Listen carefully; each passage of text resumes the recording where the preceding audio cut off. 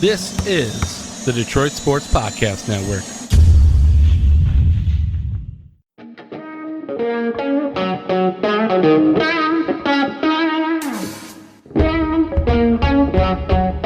The biggest icon in podcasting.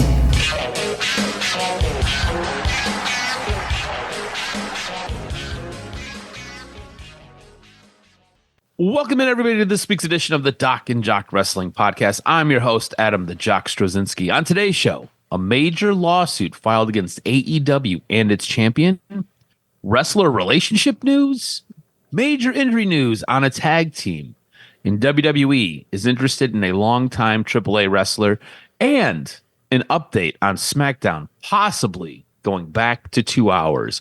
We've got more King and Queen of the Ring results.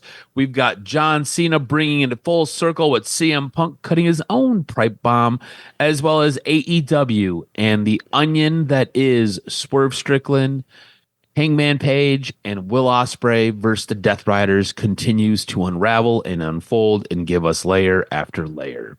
Help me break it all down, sort through all these layers that we've got. He's the one, he's the only, he is the Doc, John Macaroon. What's up, cuz? The John Doc. Storms are brewing in Detroit.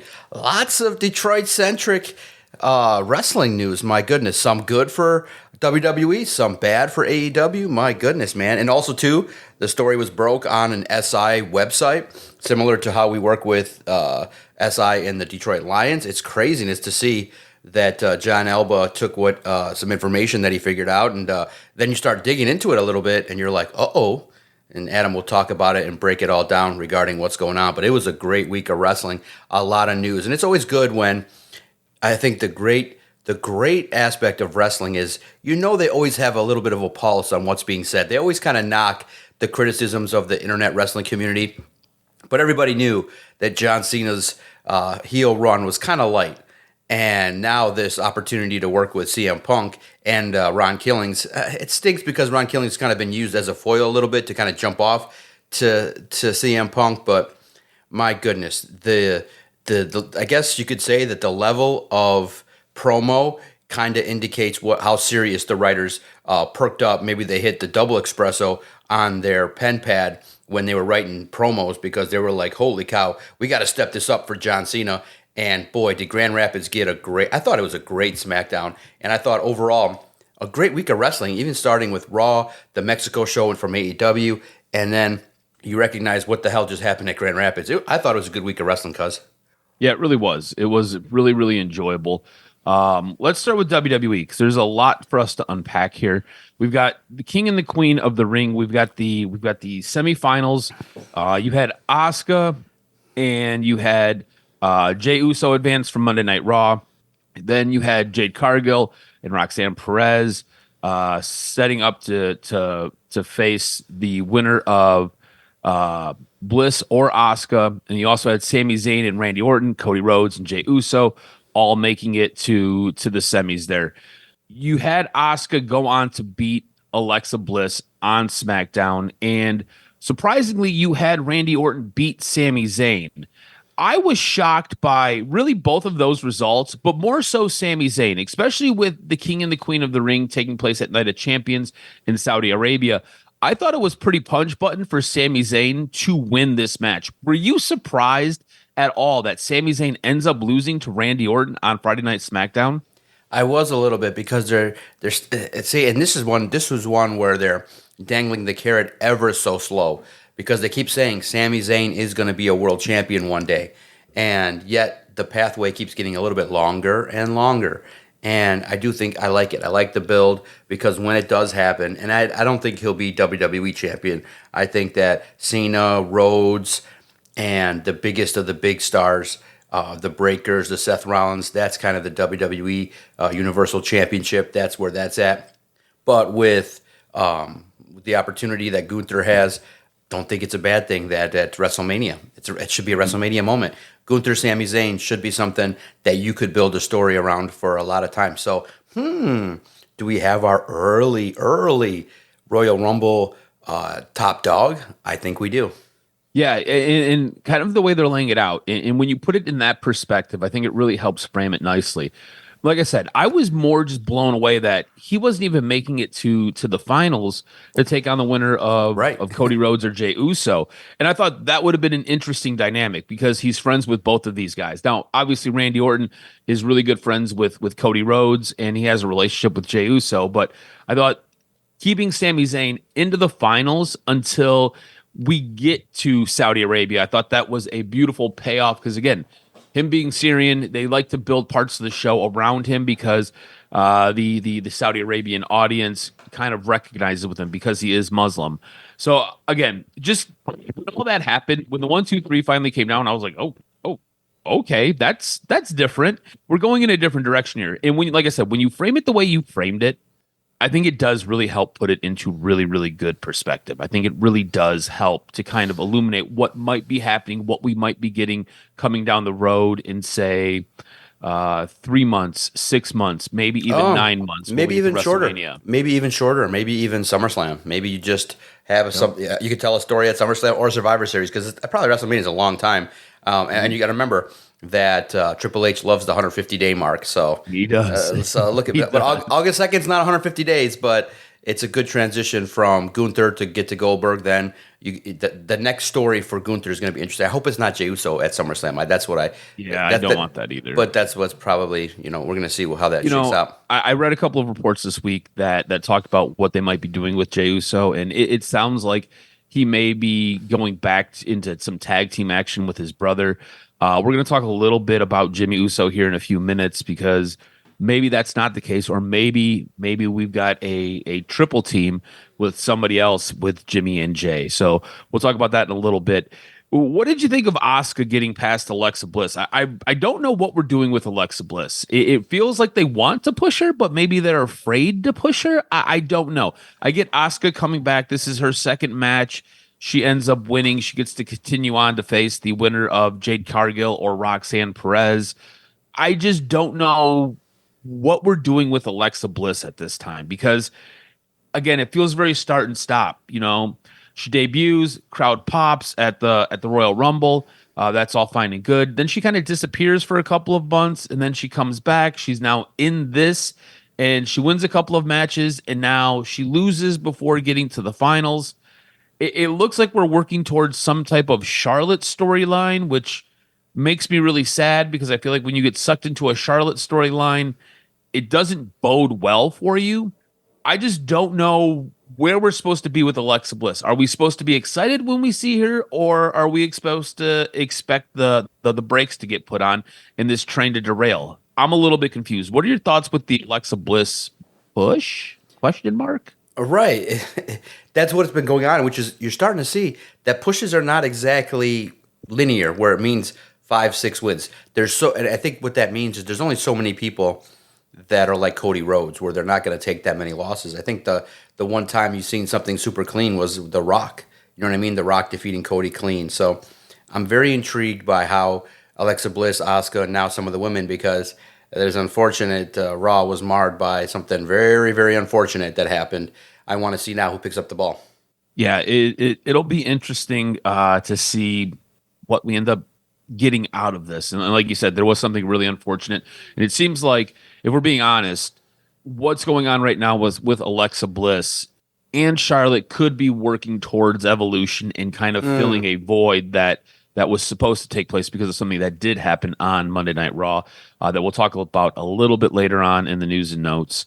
Who do you want to win from Jade Cargill and Roxanne Perez, and from Cody Rhodes and Jey Uso? Who do you want to see advance from both of those matches that we still have left to go? I could make the argument I would much prefer to see Roxanne Perez versus Asuka.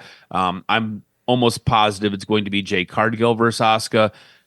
My interest in that is not high at all. I would assume Cargill would go over Asuka in that match, which again, my interest is not very high. I do think Cody Rhodes beats Jey Uso, and I think that makes for a much more interesting story going against Randy Orton. Seeing how Randy Orton helped usher him along when he was younger. You have that relationship.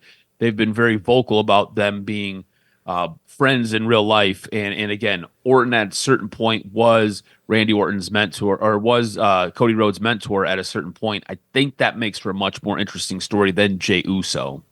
I agree with you. Jade Cargill And Cody Rhodes, I think, are going to be people that are going to have opportunities now to go forward. And look, Jade Cargill deserves a chance. I think the investment now is starting to slowly pay off. You want to see what that means. Maybe that's going to be circling around to potentially the match with Naomi, which is really great. The crowds are loving the work that Naomi's doing, and we'll see eventually if Naomi cashes in, becomes a champ, and then you can circle that around with Jade. You feel like that's going to come around full circle. You can start to see a little bit the future of how it's going to go, and it's not a bad thing, in my opinion. Next, we got Goldberg coming out to challenge Gunther for Saturday night's main event on July 12th. I want to get your interest level in this because Gunther coming down, fine. It was good. It was kind of your standard Gunther promo. Goldberg interrupting, to me, it felt so forced and it felt very unnatural. Remember, we haven't really seen Bill Goldberg on WWE programming in quite a long time. I want to say it's been 3, maybe 4 or 5 months. It's been a while. Also, Goldberg walking to the ring looks like he's got a bit of a hitch in his giddy up. Doesn't look like his knee is fully right. I don't have any interest in this match myself, and I don't know if this is going to be his retirement run match. I don't know if this is going to be the thing that kicks off his retirement or if this is going to be his final match. I'm a little bit confused by how WWE is doing this. All I know is that I don't necessarily care. Exactly, and that's what offended so many people is like you just threw it together. It doesn't make sense storyline wise. It's just like here it is, and it's just many people felt like you could have just did an open challenge. You could have just you could have just had even Gunther say, "I have unfinished business with this bum that's just on my mind," and call out Goldberg. And you could have did some backstage stuff. You could have did so many. They just went the basic route. And I think the internet community didn't like it. And I don't think a lot of people like it because it's not – nobody believes that Goldberg's going to win. And many people are saying that it's being advertised as Goldberg's last match. So it's just a send-off. It's just a like, okay, does Gunther need the rub of a send-off from Goldberg? No. Like, does Goldberg deserve this? He deserves a moment. But that's what I think too – is that maybe sometimes WWE gets so linear that you got to have a retirement match. Look Steve Austin had a moment. He got a chance to get back in the ring. But I feel like for Goldberg, he was more worthy of just a pop. Meaning, you could play it big too, which is, just real simple.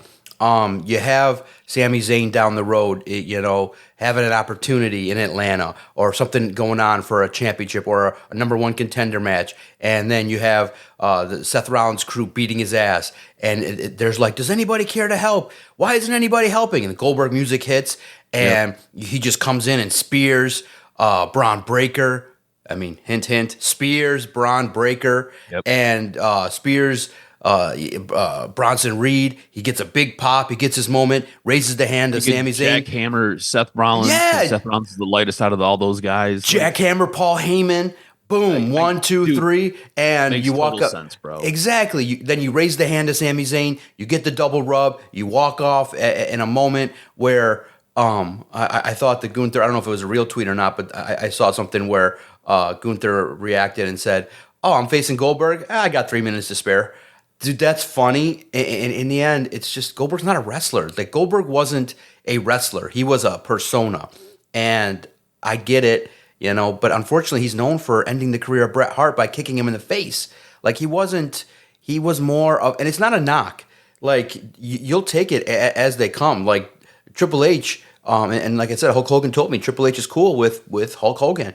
And they understand if you can get people's attention, you don't have to be a wrestler. Like, if you draw money and people want to see you, they'll put anybody in that ring and they'll figure it out to be an entertainer. Goldberg was more of a big, huge, like, bigger than wrestling kind of guy. So you don't need to send him off in a wrestling ring. Like, you could do it with moments, promos. You could just do it with him backstage, clowning around on some of the heels. You could do so much more as a presence than in the ring. In the ring, we did a podcast where we were like, oh, The match with The Undertaker was one of The Undertaker's worst matches in the history of his career. And people were down and it was gross. It's just, there's a chance you get worried that a minute into the match, one of the guys is not going to perform properly. So I just think it's a risk. It's silly. I did think, like people said, it insulted people's intelligence to have this kind of match. And it makes no sense because this was the reference that someone made, which I thought was really excellent. This was kind of the first Vince move from Triple H where you're just like, oh, this is just kind of Vince saying, I want to see this shit, so I'm just going to do it. But within the context of what the WWE has been doing with telling so many great stories, it's a letdown. Yeah, and that is kind of where I'm at. This feels like the most Vince move. And this Right? what this really does feel like is it feels like Vince promised Goldberg something. And Triple H is like, yeah. I'm tired of you talking about it in podcasts. Tired of you telling the wrestling world about this. I get it taken care of, bro. I will fix Vince's mistake. You can just see him like rubbing the top of his bald head. Like, Jesus Christ, I gotta figure this out. All right, cool. What do we got going on? What's AEW doing? Oh, AEW has a big pay-per-view that day. Yeah. We got Saturday night's main event, the counter program. With Goldberg. We're just gonna slap this in the middle. It just feels like, honestly, just feels like you're throwing shit against the wall, and if it sticks, it sticks, and if it doesn't, everybody's gonna forget about it within 24 hours of the match taking place. So we'll just kind of keep it moving with that, and that is not. If you're Bill Goldberg, that's not really what you want. Like, is that what you want? Like, do you want that? Like, why would you want that? I just, to me, the way it was all kind of put together, and look, you want to talk about a slow build. They dropped those seeds a while ago. Yeah. So much so that when you come back to it, you're kind of like, oh yeah, that did happen. There was really no follow-up to it. We knew at some point this was coming down the line, so it was always in the back of our mind. But the way for us to get back here wasn't great. I didn't feel like this did. I feel like this should have been probably the second night of Bill Goldberg. I felt like that first night they could have had a bit of a confrontation, could have talked about maybe some unfinished business, maybe left us with that little bit of a cliffhanger, and then you could have came back this Monday and you could have been like, Goldberg could have been like, you know what? This has been sticking in my craw. This is the issue, and I'm going to challenge you. I want that belt, and I'm going to take it from you at Saturday night's main event on July 12th. You could have did something like that, and it just kind of would have maybe made this feel a little bit more fleshed out, because this does not feel fleshed out at all. All right, on SmackDown, we had some stuff coming to a bit of a head. Solo wanted to talk to Jacob Fatu, wanted to get things right. Both these guys in the ring standing across from each other. And Solo's just kind of laying it out to him like, I love you. We shouldn't be fighting. We've got to fix this. We've got to do this. And Jacob's like, ever since I got this championship, all you want is my gold. All you see me for is to help you get gold. This, that, and the other thing. Solo ends up going to attack Jacob. Jacob grabs his hand before he can hit him with the thumb. And next thing you know, they're brawling. You've got what is it? CT Mateo? Is that what we're going with for his name now? Or no, JT Mateo comes running out and attacks Jacob Fatu from behind. They're stomping him, beating him down. Next thing you know, Jimmy Uso's music hits. Jimmy Uso's now sucked into this family drama, and he comes and he takes the side of Jacob Fatu. Little bit weird here. I was surprised that Jimmy came to the aid of Jacob. Jacob Fatu, obviously full-blown babyface at this point. Solo seems to be falling even further down the card, especially now that you add Jimmy Uso into this. I want to get your thoughts on Jimmy Uso getting sucked into this drama with Jacob Fatu and kind of Solo's rise, and now it feels almost like rapid decline. Like I said, I read a report earlier that had talked about Jay and Jimmy working together, doing some tag team work. Do we get our own little other branch off of this hybrid bloodline, like the bloodline 3.0, where it's Jimmy, Jay, and Jacob? You got the three J's going on. You think maybe we get that taking place, like I said, a little bit later on down the line? Or is this just kind of a one-off thing where Jimmy's going to come out to help Jacob? Yeah, no, it's one of those deals where you're revisiting stuff that you can tie together. I think that what's interesting is that we still don't know yet exactly how to predict it, because it can go a lot of different ways. Could it be a swerve where Jimmy gets back at Fatu for stuff in the past? So you have a lot of ways to swerve with a lot of different angles. So it's a good thing. and J.C. Mateo, I believe, is his name. But yeah, it's so JC, funny. that's right. You're right. You're right. You're right. We already The name forgot is so it. silly. I sometimes forget. Yeah, it's so bad that it's not worth remembering, right? So what's great is that it can go a lot of different ways, and I like the unpredictability of it. I like what they did. For me, I liked it where Solo said that he wanted Fatu to tell him he loved him and that he would have forgave him last week, and this week this is what it shook out to be. So it was a good way to move it forward. To intro it, I still think it's funny. I hate you, Solo. It's kind of more like a corny WWE thing. Fatu is easy. You just have to, physicality. Like that was funny that they went that way at the PLE to have Fatu say something like that. I hate you, Solo. It was kind of WWE lightish. You know what I mean? It would have been more like valuable, like how Cena put CM Punk through a table. Dude, Fatu spearing or putting Solo through the crowd or whatever would have been a little bit better, but that's how it is. But my God, just Jacob Fatu is money. They know it, and what's good is that they're starting to put him in some stuff that's going to make him go from where he's at to even a bigger megastar. Yeah, you're absolutely right. He is monstrous, and like I said, I almost feel like it does come at the expense of Solo Sikoa. Yeah, This guy at one point was probably one of the more over guys in the original Bloodline, and then they branch him off, and I felt like they branched him off maybe a little bit too soon, and he kind of tried. It was almost like Control C, Control V, right? And I just whenever that happens, unless you're better than the original version, it's not going to go over the way you think it's going to go over. And it just kind of seemed like it stalled all of his momentum. And then there was talks about Jacob Fatu being just more charismatic, that it's going to outshine Solo. So it felt like they kept him off screen for as long as they could. And the moment he showed up, you really started to kind of see the cracks in the foundation. And look, I'm not saying Solo's a bad wrestler. I'm not saying that Solo's a bad character. It just seems like at this moment in time, if you were to do like an EA sports video game, right? This wrestler is coming in with a level of, we'll say 86, but has the potential to get up to an 89. Jacob Fatu comes in at a level of 87, but has the potential of being a 96. And you're just seeing Jacob Fatu reach his potential. Just feels like he is maybe a little bit more limitless. He's just a little bit more speaking with his body. He's just a little bit more outspoken. He's able to use different tools than Solo is. Solo seems very rigid on camera. Jacob Fatu, obviously not. On top of that, he's an incredible freak show of an athlete with some of the stuff he's able to do for a big guy.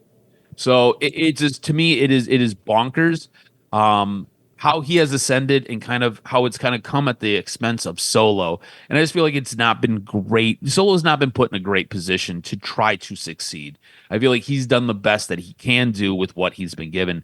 It's just unfortunate to see that take place. So something we were talking about before we started the show, because I was going back and rewatching it because it was absolutely unreal. John Cena brings CM Punk's pipe bomb full circle. I believe you said 14 years later. I thought he cut a hell of a promo. I thought this was absolutely fantastic. And I think the biggest thing coming out of it is the crowd is now on John Cena's side. John Cena at this moment in time feels like he is no longer just a heel. He feels more like he is more of one of those great characters. Stone Cold Steve Austin was not your typical babyface. He was an agitator. He was a guy who would kind of rub the authority the wrong way, but he would use heel tactics to do it, but he was still looked upon as a babyface. This whole run with John Cena being a heel has not been fantastic at all, has not been very good.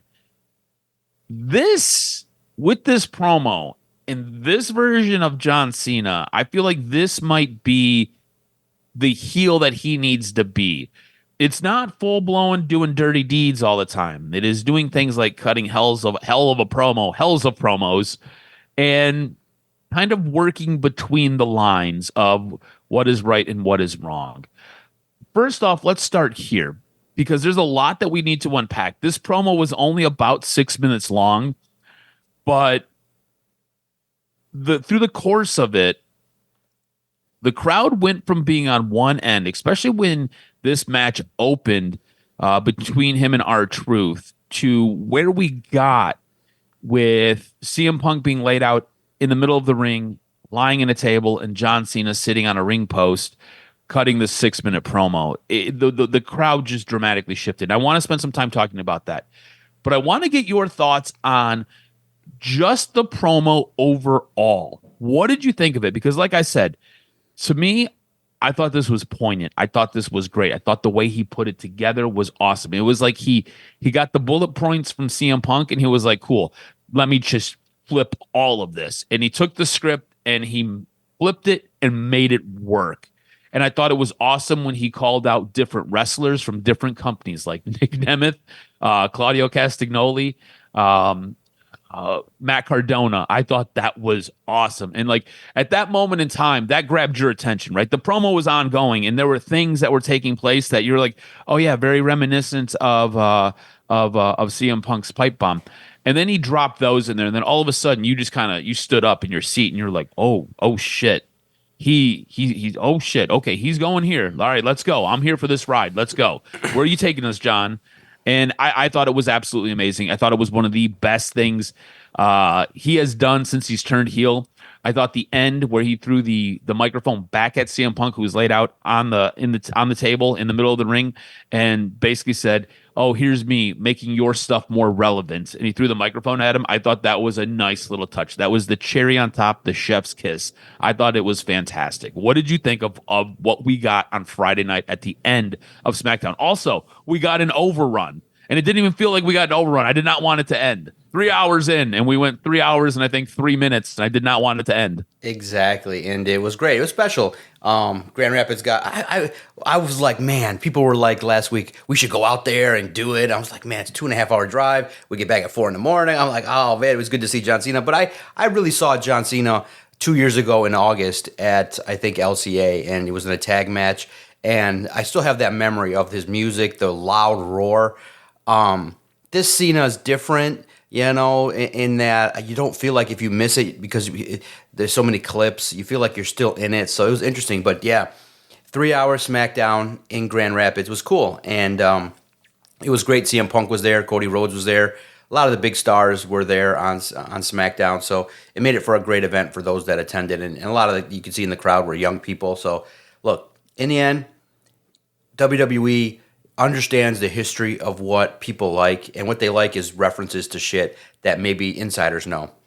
And all the way my mind went was, do you see how, remember when CM Punk left AEW and I said, guys, you and Kenny were on my ass, like, this guy's a bum. I'm like, guys, you could tell so many good stories. You could do so many good things. You could close so many stories that CM Punk could have had with guys in AEW.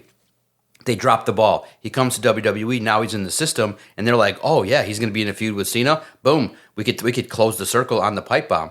And then you give it to John Cena. Oh my God, it was amazing, because John Cena doing it, he can do it with bite. He has the freedom to call out Claudio Castagnoli. He's like, dude, I haven't been relevant in years, thank you.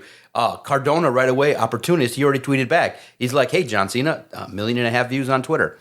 So John Cena is a guy that if you put him in a spotlight, you're like, look, it's just like anything. There's mid-card stuff, there's good stuff, and WWE realizes we're going to have shows that are kind of more place setters, and then we're going to have shows where, all right, this is good. So you know what happened. It was great. You know what happened. Cena, CM Punk, Triple H, Nick Khan, all the writers sitting around, and they're like, how do we make this shit bumping?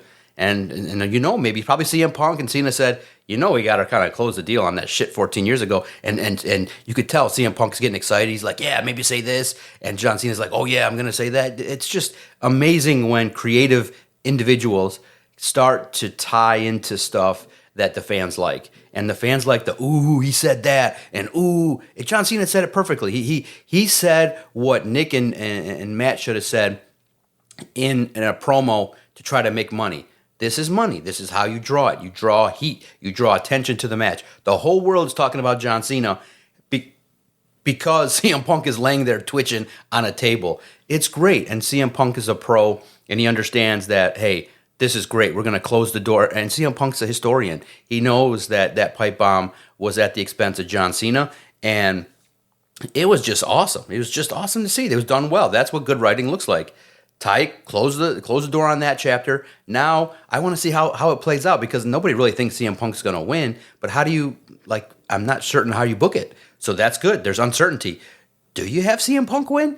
Do you have...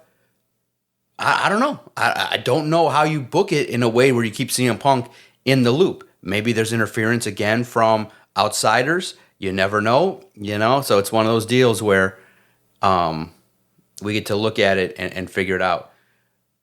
Wait a minute. I'm talking about it here, but would you have Cena join Seth Rollins? Does that make any kind of sense? Like, Seth Rollins interferes, everyone's looking at what's going on, and then John Cena joins a faction? Like, that would be interesting, but I just feel like it's more for Seth Rollins to kind of do. But John Cena kind of working with Paul Heyman to screw CM Punk has a way to be interesting, maybe even if it's just for one night for a Saudi pop. I don't know, but heels do what heels do, and if John Cena likes what he sees from Seth Rollins, you could have some fun stuff there to play around with, or to tease. Maybe even just tease it. But whatever they book it, dude, it was just awesome, man. And it was great. The internet world is talking about it. All the people that... I love the reaction videos of the YouTubers that just play the clip and are like, oh, my God, he said this. And it's fun. I'm not really into that kind of stuff in terms of content, in terms of live reactions and play it and see what I'm saying live. But it's cool. The internet wrestling community, your job is to create buzz. AEW dropped the ball on a moneymaker, and WWE's unbelievable. And then here's on a quick side note. If you get 90 minutes free this weekend or early next week, watch the Nick Khan interview with Stephanie McMahon. Absolutely amazing to see the mindset of an executive who's so measured, but somebody with feelings. It's an amazing interview. You get a deeper sense of who Nick Khan is as a person and why he's the CEO of a company. He's just a wrestling fan that turned good on his love of business. It's amazing. It captures you. You love him as a person. You realize what he is as an executive, how measured he can be, and you can see a little bit of the mindset of a great business mind for someone working in entertainment. So I loved it. I watched it Friday, and I felt it was very much worth my time. I want to watch it again. Check that out. It's got Nick Doc's full approval. Full approval. Slick, man. The guy's slick. The other thing that really came out of this segment was the crowd. When Cena first came out, it was a mix of F you Cena sucks. Mm-hmm. And then in the end, the crowd was cheering him. The crowd was fully supporting John Cena. So I guess the question is this just a moment in time, like a Grand Rapids, Michigan thing? Or do you think this now translates and trickles down wherever John Cena goes? Does John Cena get cheered as, like I said, I don't believe he's now a full heel. I believe he's more of a gray character. Yes, he leans more heel. Stone Cold Steve Austin was a very gray character who leaned more babyface. I feel like this is different now. I feel like this isn't going to just be a Grand Rapids, Michigan thing. I think this is going to be what it's going to be going forward. And I think this is what he needs. I think for his heel character to work, because it hasn't worked. It hasn't been good. It's been a little bit corny. It's been a little bit off-putting. I feel like he broke through. I feel like this was his moment. This was the John Cena heel character moment where he's now slotted in where he needs to be, where he's a little bit more comfortable, where he's giving you some of his best work as the bad guy. And again, it's not a full-blown bad guy. To me, it feels very much a gray character. If black is heel and white is babyface, he's very, very much dark gray. Yeah, and look, in the end, it's moment by moment, feud by feud. Started off bad. It's also recognizing that he's recognizing, remember too, he did react to some of those cheers. And he's just one of those deals where he's like, I'm the best. I'm letting you guys know why. And the best part is he knows that he can say the word idiots and people are going to cheer because it's John Cena. So in the end, it's like I said, it's to me more about the actions that are going to dictate him being a better heel. So cheat to win. do what heels do, take people on a ride. And look, in the end, people just were. I mean, they knew once Cena sitting on the top rope talking junk to CM Punk, everybody knew that there was going to be a strong reaction in a way. So it's just drawing you in, following the ride, and at least it got a jump start because the first couple months, people were like, this is not what we want to see. We don't want to see a John Cena waffling and crying in the ring. We just want to see him be biting. We want to see him make those references. We want to see him say some things. And then now the next step is do some things. And it's one of those deals where we know that Cena is going to be the champion for quite a bit of time. And so for this feud, you buttoned up the past, and I can't wait to see how they have the match in Saudi. Yeah, it all of a sudden, like, this felt like it was very much the go home show for the Saudi show that's coming up next week. I thought this was done incredibly well. I'll be interested to see how CM Punk responds, because that's what it's going to be. It's going to be CM Punk's response to John Cena next week. But I thought this is what John Cena's character very much so needed to get him where he needs to go. From WWE, I know we had a massive injury that took place on Monday. I do want to save it for news and notes because I got a little bit more information there that we can kind of discuss. Was there anything else that really stood out to you from WWE before we jump into AEW? Penta, you still like to see the work that he's doing. Everybody that's out there in the IC situation's interesting. I can't wait to see how Dominic Mysterio continues to evolve. Wyatt 6 next week is going to be intriguing. So a lot of stuff that they teased is going to be good upcoming on their shows in the coming weeks. All right, let's get into AEW. So AEW was taking place from Arena Mexico, which is a historic venue, historic event, a historic event space for wrestling. I thought it was crazy to just kind of jump into this real quick. I thought this was crazy to see how a crowd can take over a wrestling show. So there were two different events. One was the initial, I believe it was a 10-man tag or an 8-man tag with Atlantis and Atlantis Jr. And then there was the Mystico versus MJF match. And you felt the crowd in both of these matches. And I thought it was crazy how the fans would end up booing the babyface in Atlantis and Atlantis Jr. And there were points where you couldn't hear the announcers. They were drowned out by the crowd's booing of Atlantis Jr. Now, I guess there's a little bit of history here, and I'll share you what I found out. Atlantis Jr., obviously the son of Atlantis, so second generational wrestler, probably third generational luchador. He seemed to get a push very, very early. And as a rookie, he was unmasking a lot of luchadors, which is kind of a sin. So this is the crowd who's getting a wrestler crammed down their throats, rejecting him. This was very much those dreaded days of John Cena, where John Cena was getting crammed down your throats and the crowd was rejecting, or Roman Reigns, where Roman Reigns was getting crammed down your throat and the crowd was rejecting him. This is very much that. So having that perspective was just kind of nuts to me because the whole crowd hated this guy. And when they won, the crowd was booing inside the middle, was booing the guys inside the middle of the ring. To me, that was just absolutely bonkers.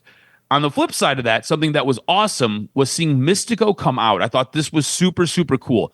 Mystico comes out super over, like crazy over. The entire crowd, it was so loud you couldn't hear his music, his ring entrance music, but the crowd sang every word of it. And they zoomed in on certain people in the crowd, like these people were into singing his song. It was bananas to me. What did you think about this Arena Mexico crowd and how they were able to take over aspects and parts of the show? Because I thought it was absolutely amazing. And I thought the mystical moment, if you have a few minutes, just go watch this guy's entrance because it was unfreaking real to watch this crowd. And it was like they moved and they swayed and they sang in such harmony and unison. I thought it was bananas. It was awesome to watch. It was. That's the whole feel of a crowd. It brought you into what it would be like if you went to Mexico. I doubt that Adam and I Maybe I could pass off as being somebody that belongs there, but I'm not going. I'm not going to. I'm not going to mix. You're a little bit more brown than me. Right.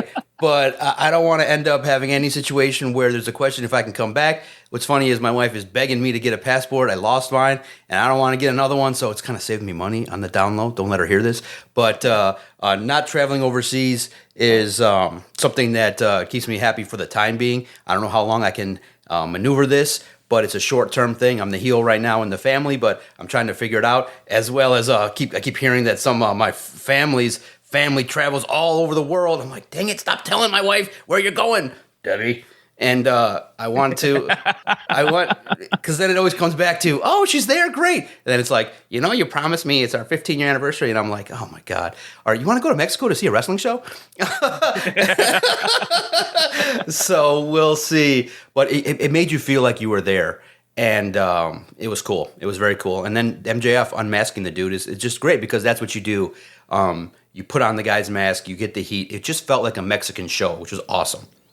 So with the MJF thing, so him unmasking Mystico in the middle of the ring, in the middle of Mexico, which just danger, Will Robinson, danger. This led to an incident at the hotel where a fan tried to attack him. Just side note, it wasn't very serious. The fan was very upset, obviously, because it's a big deal in Mexico. And MJF was kind of able to ward him off. Wasn't like I said, wasn't a big deal, but that's how serious it is. Like, and that's how over Mystico is. Like Mystico here, we're just kind of like he's a guy. Like, okay, cool, Mystico. But he is monstrously over in CMLL.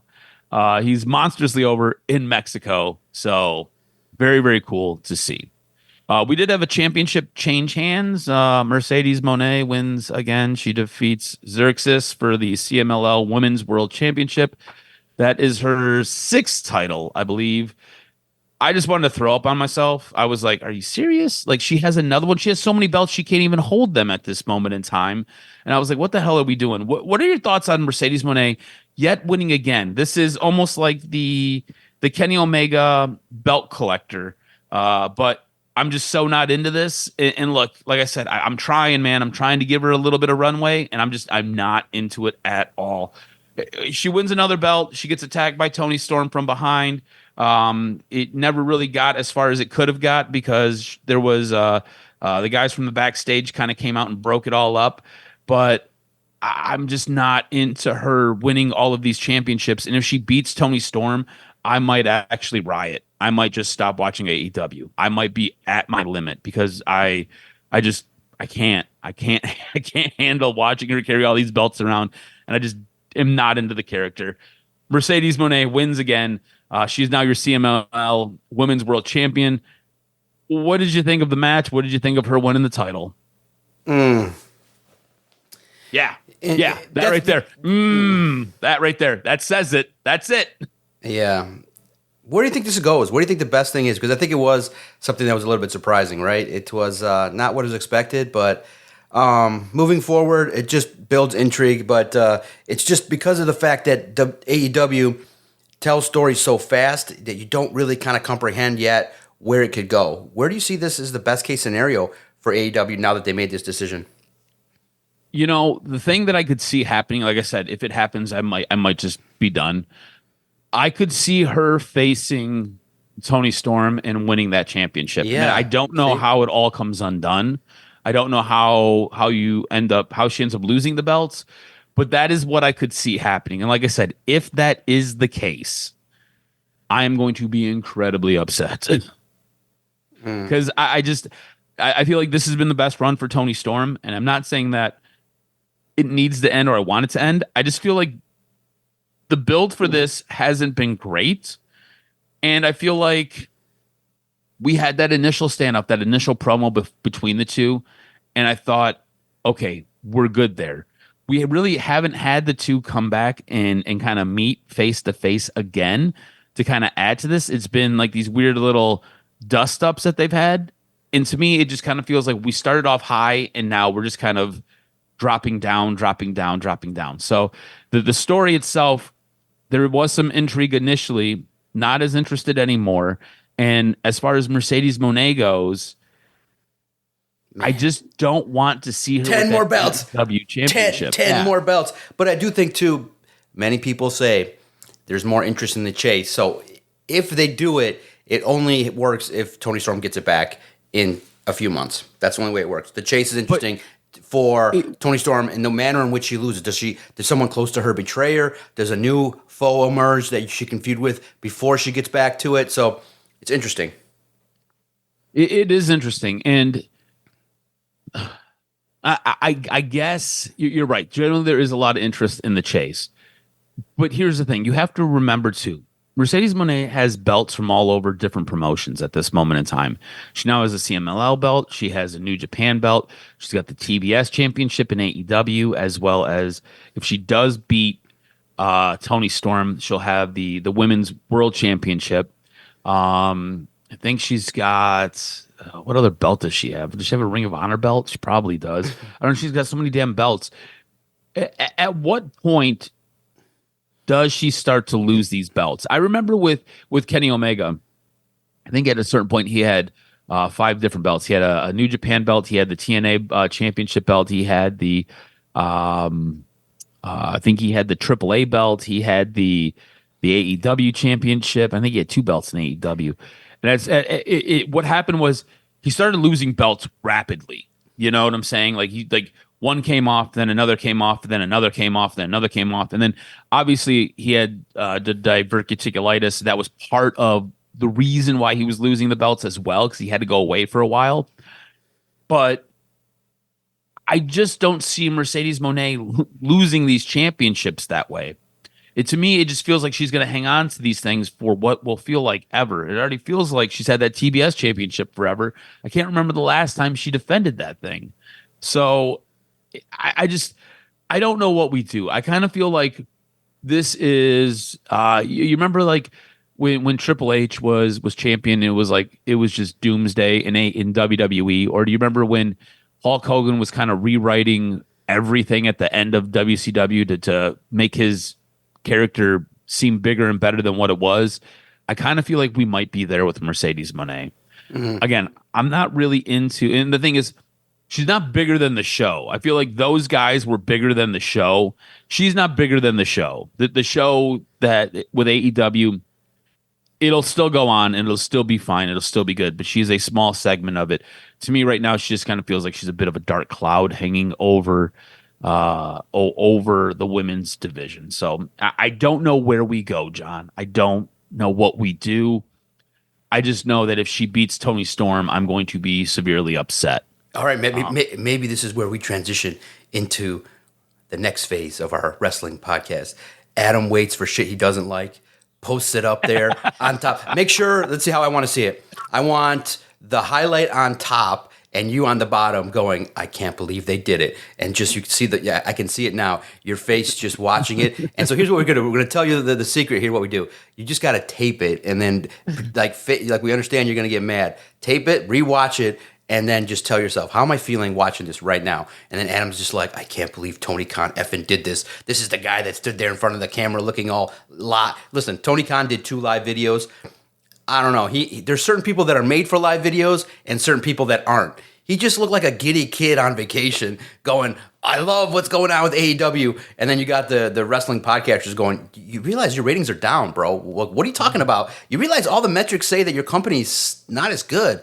And he's sitting there going, I love AEW. And he's got the water in the background. He's got a big hat. And he kind of looks like, unfortunately, he just looks like the giddy kid that got invited to see Tony Khan. You know what I mean? It's like, no. He's more suited to be in a desk, be in a more corporate situation. Just look at the comparison of how Nick Khan presented himself on a podcast versus Tony Khan doing live content, and it didn't hit me right, at least. We have talked about this in the past. We've talked about this a little bit in our group chat with Kenny. And I think all 3 of us agree, and I'm not saying anything bad here, I'm just pointing out the obvious.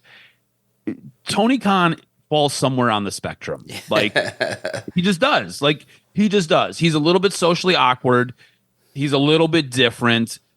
The way he kind of carries himself is for being a billionaire man is sometimes childlike. Yeah, just nerdy-ish. Because I think he's very high functioning. He's very techy. Correct. I'm not saying it's right or wrong or it's bad or anything like that. This is just pointing out the obvious. Yeah. You know what I'm saying? Yeah, there's something social going on. Yes, he's just a little, like you said, you compare it to Nick Khan, who is as slick. buttoned up can be. Yeah. You know, and really smooth as silk when it comes down to it. Exactly. Tony Khan, not so much. It's weird. All right, let's get into this main event because I feel like that was kind of where things came full circle with Dynamite. Earlier in the night to open the show, you had Hangman Page come out and cut a promo in Spanish, which kudos to him for being able to cut a promo in Spanish. I thought he did a fantastic job. I didn't understand half of it. They tried to kind of help you along with commentary. I thought he did a great job.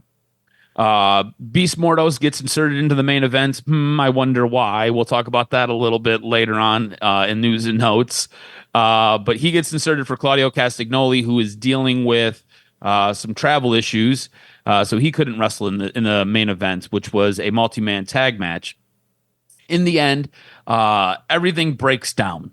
Hangman comes out, joins the fray, ends up going to hit a buckshot lariat on John Moxley. Moxley ducks it, takes out, I believe it was Nick Jackson, and then he stands over top of him, basically telling him to get out of his way. You have John Moxley slip out of the ring, go get the briefcase, and as he starts to crawl back into the ring to hit Hangman from behind, you have Samoa Joe, Shibata, Powerhouse Hobbs, and Will Ospreay all back up Hangman Page. Swerve Strickland, who is also in this match, does not. He's in the corner kind of looking at what's going on. But this adds to what Christopher Daniels tells Hangman Page. You need the guys in the locker room to back you to take down John Moxley and the Death Riders. I thought this was really, really good. I thought Hangman taking out one of the Jacksons, you add that to what was said last week, where he basically told them to stay out of his way, and you had Prince Nana see that. You now have Swerve witnessing this right there live and in person. Hangman now realizing he does need the locker room to support him to take down John Moxley and the Death Riders because they have his back. They want him to win. John Moxley, I feel like at this moment in time, has to feel like he's kind of on some uneven footing. I really liked what this main event did for this overall storyline. I don't know if there was anything within this match that I'm like, oh, wow, that was really cool. That was great. I feel like the big push that we got was for the Hangman and the Death Riders storyline that we've got going on. I felt like that was the big thing with this. Also, Beast Mordos getting inserted into this. Tony Khan had to go and basically ask CMLL to allow him to wrestle in Arena Mexico with them. He hasn't wrestled there in about 10 years, not since he left CMLL to go to AAA. So CMLL was very gracious and was like, yeah, that's no problem. We'll allow it to happen this time. We'll hook you up. So really, really cool there. There's a little bit of story, a little bit of nuance with that main event regarding Beast Mordos getting inserted into that main event. But again, I feel like the big thing coming out of the main event was the story of Hangman and the locker room and Hangman trying to make things right and fix things from the past. What was your big takeaway from this main event? Was it just the more layers that we're getting to the Hangman, Swerve, Will Ospreay, Death Rider storyline, or did you find something else to be a little bit more interesting and intriguing? No, it just feels really good potentially that the Death Riders are maybe going to have their run end soon. I think Hangman Page doing his promo in Spanish was great. The crowd loved it, ate it up, and I just think that when you have an opportunity now to build up this feud, I just think that right now at the top, AEW is telling a good story. Will Ospreay, I think that his potential is being met. You realize that Okada and Omega are going to be very, very much in line with a great feud. Main event, look, Death Riders, I think, have kind of now opened the subject of, could you see AEW making noise and pissing off their fans and not having Adam Page win? I don't know. I might even, over the next couple of weeks, make the argument maybe that's the right thing to do because maybe the guy is not which was weird. I thought AEW made one misstep, which is if you're going to have Danielson show up there, why not air it on TV? Like, that was weird. Like, to see the clips of Bryan Danielson firing up the house but not getting it on TV is weird.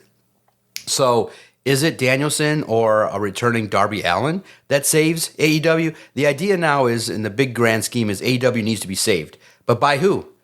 I would be hard-pressed, because many people believe Adam Hangman Page should win the match. But you could make the argument that Moxley winning gets more heat and more attention. But I just think that you would alienate your fan base to the point where, not that they would tune in, that they would just turn off. So that's why you got to keep building Hangman Page, and I hope he does cash in and win a title. Yeah, I feel like if you don't pay this off, I don't know what happens. Right. Like, it feels like AEW is teetering a little bit. Would you tease it a little bit and say that, not say complete the story, would you say complete his journey, complete his turnaround? Like, would you kind of slyly reference it and try to get it out there? Be like, Tony Schiavone slickly going, man, the journey that Hangman's been on, I can't wait to potentially see him complete his journey. It might be kind of funny and a little inside, but it might get some attention if you can get someone to reference it and amplify it a little bit. So we'll see, because it does have the feel of Hangman Page completing a 2-year thing there where he has his turnaround.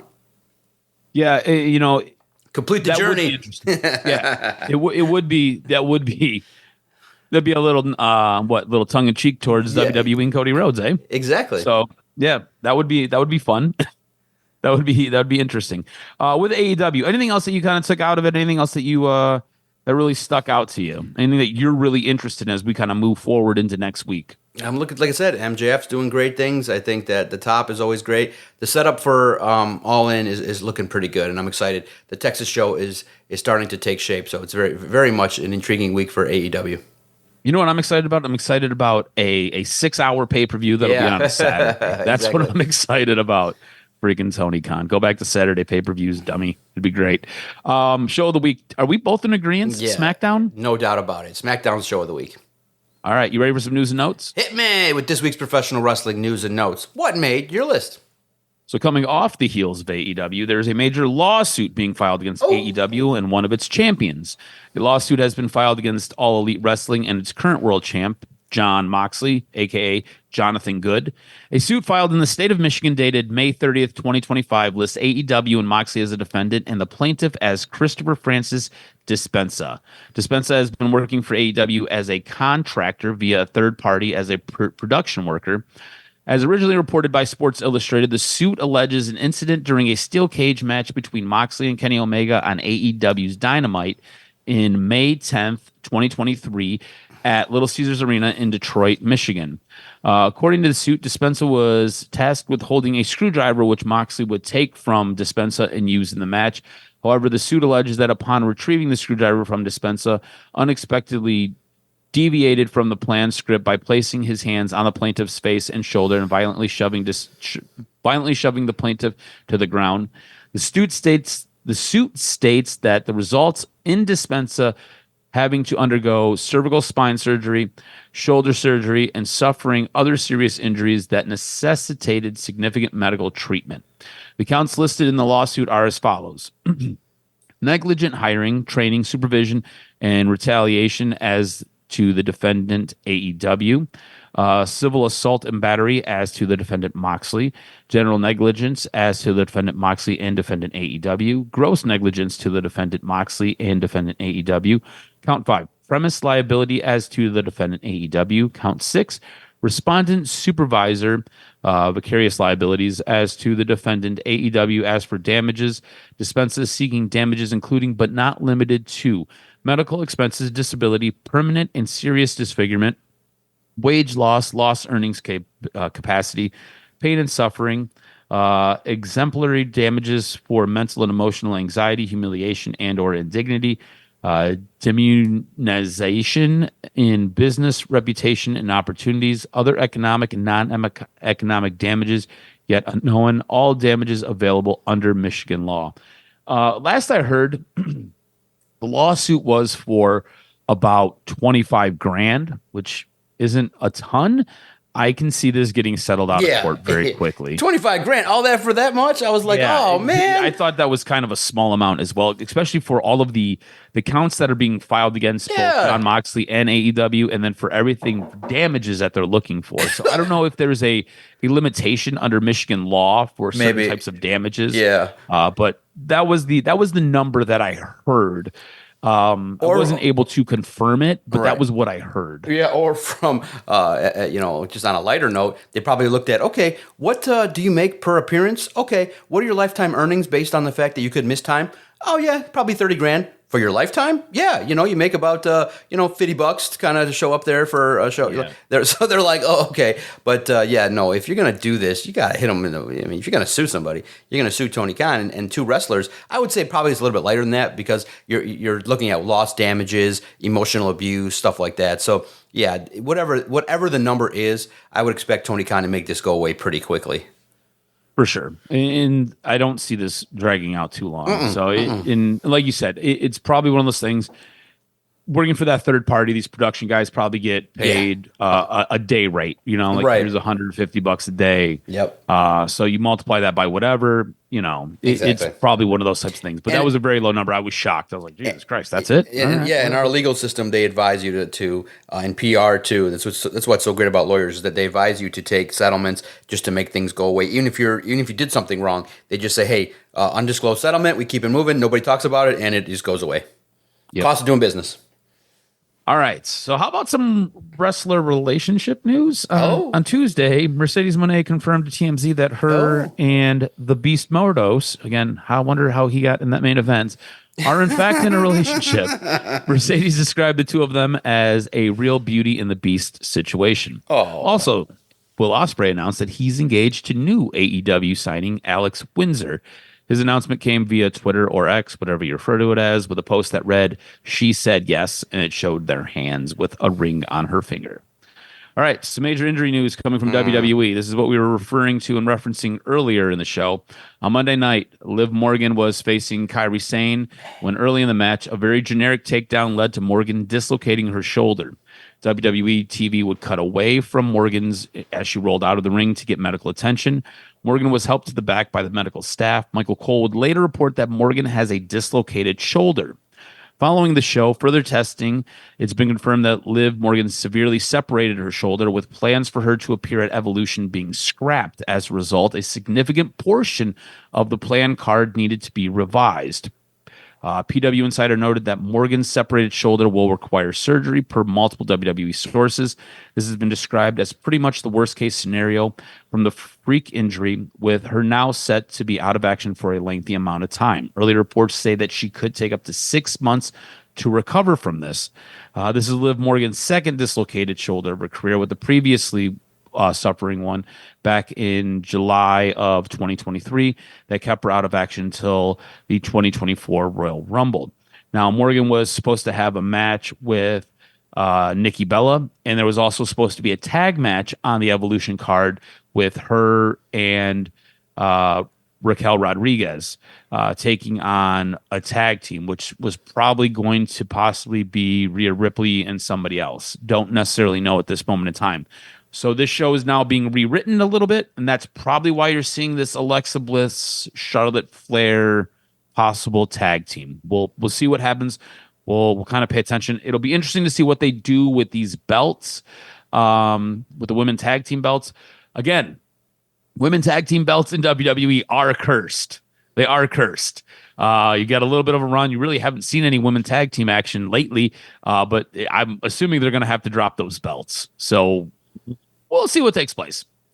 WWE has interest in a longtime AAA wrestler. According to a new report from WrestleVotes Radio, WWE has interest in signing Psycho Clown, with the company said to be intrigued by his character and the marketing abilities attached to it. WrestleVotes said, "We're told WWE has significant interest in making yet another AAA star a prominent part of their main roster, that being Psycho Clown.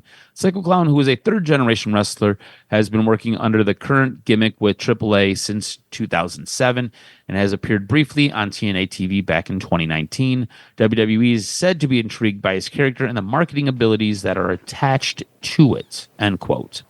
All right, this is the big news. This is the big news. This is huge news for you and I. There is new news regarding SmackDown and its current 3-hour format. Woo! This 2 to 3 hour format change has been described as a USA Network call, with reports stating that as long as USA Networks wants a 3-hour SmackDown, they will get a 3-hour SmackDown. SmackDown usually puts in a good rating for them, and on Friday nights after 10 p.m., there isn't much that will do better than SmackDown. So initial reports had USA and WWE locked into a 3-hour show for the foreseeable future. Currently, the 3-hour show length started in January of 2025 and was supposed to be a limited run. In May, it was reported that it was sticking around. However, it's June, and that may have all changed. It's now being reported that the 3rd hour is set to be dropped. Oh. The change has seemingly been confirmed according to a recent report by PW Insider, which stated that the show will go back to its 2-hour format on July 4th. With WWE SmackDown airing on USA Network at 8 p.m. August 15th, we'll see the Rainmaker fit into the 10 p.m. slot, according to a recent network listing. So, back to 2 hours for SmackDown starting July 4th. I think that's good news for you and I. And I think that the wrestlers and everybody in the back will be excited about this as well in WWE, because they didn't seem very happy about what was going on with the 3-hour SmackDowns. And that's going to do it for this week's wrestling news and notes. We'll end on a high note. Yes, 2-hour no doubt. SmackDowns. Let's go, baby. 2 hours, much better. I think it's good to fit in and more opportunities for each segment to have more impact. Make sure you follow Adam on Twitter, X, at AdamRSTROZ. Follow us at Detroit Podcast. If you agree or disagree with anything that you heard, let us know. Let us know what you think about AEW, their future, their direction. Was the Cena segment one of the best of the year? Is this the direction he needs to go in? Let us know. I can't wait to talk about it. Can't wait to see where this goes. Good week of wrestling. A lot of good podcasts out there and a lot of good wrestling content. And if you're looking for a new one, the Coach and Bro Show is just killing it. They have good opinions. They're strong. They have a good dichotomy. They try to make news. They try to talk about relevant stuff. I think Eric Bischoff has a good one. I think Dave LaGreca and Busted Open has a good one. We got a good one. And there's so much good wrestling content that more and more people are like, oh, we should do it. Stephanie McMahon is getting into it. And when you watch the Nick Khan interview, it was so great because he drops a podcasting line about how, how Dana White sees things in the future. And in the past, he knew that traditional media would take a back step to podcasting. And when he said it was just warms our heart as we continue to do podcasts and bring you guys great entertainment in the world of Detroit sports and professional wrestling. Grand Rapids got an all-timer. Well worth it for the state of Michigan. Can't wait, everybody, to fire it up next week for the next edition of the Doc and Jock Wrestling Podcast.